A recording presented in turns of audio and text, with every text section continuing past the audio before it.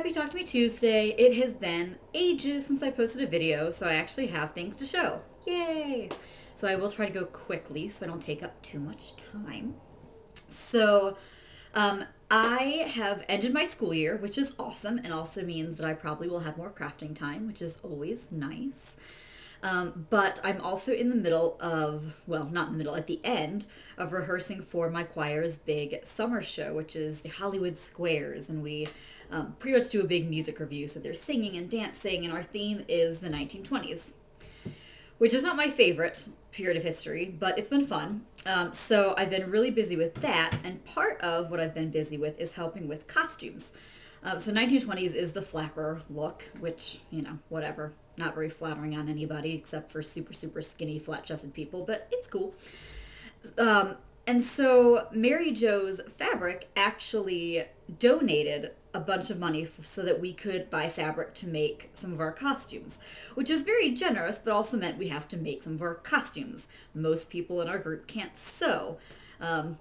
And unfortunately, or fortunately, however you want to look at it, some of the folks from choir saw my pictures of my Downton Abbey dress and were like, oh, Jordan can totally help us with this. Luckily, I was not the only one, so there were like 3 or 4 of us who can actually sew. And we had a couple weekends where we drafted some people to do pattern laying and cutting, and we spent hours getting these outfits together.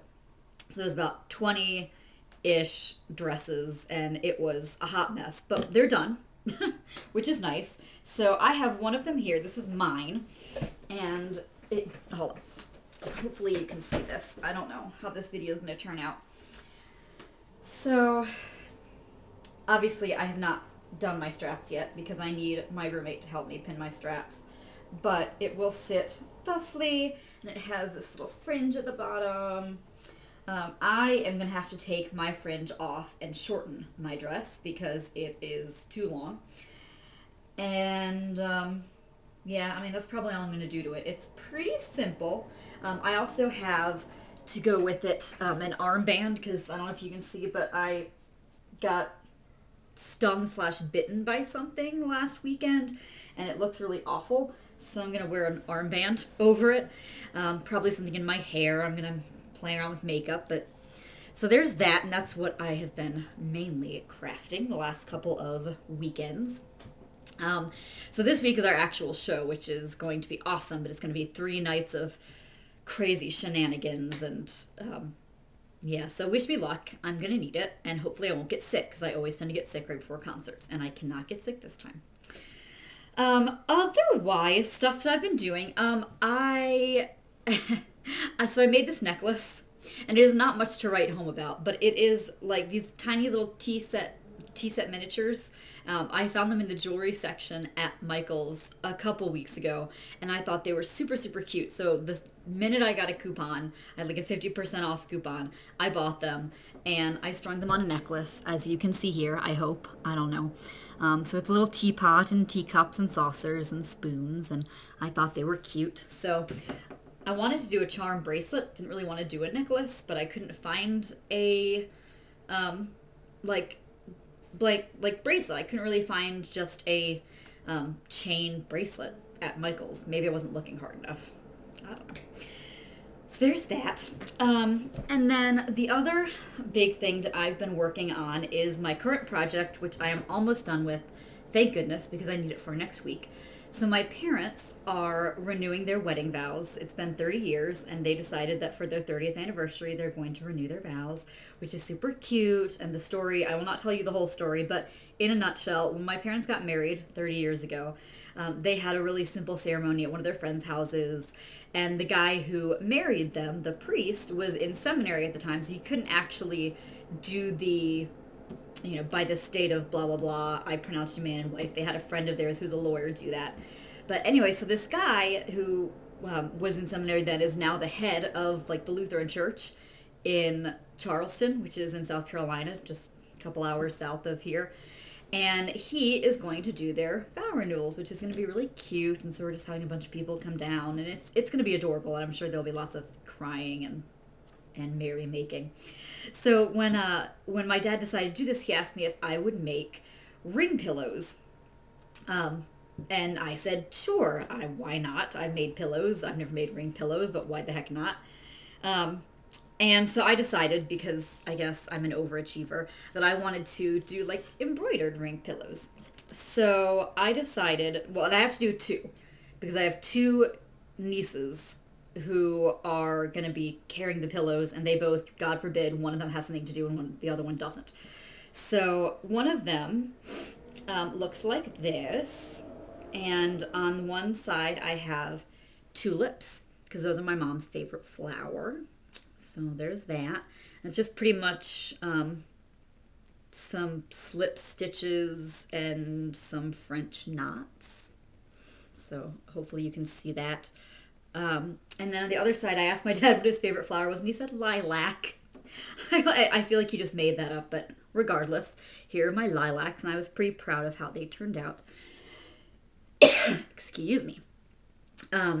So again, I mean, I did some stem stitching here, a lot of French knots, and then just some itty bitty little stem slip stitches.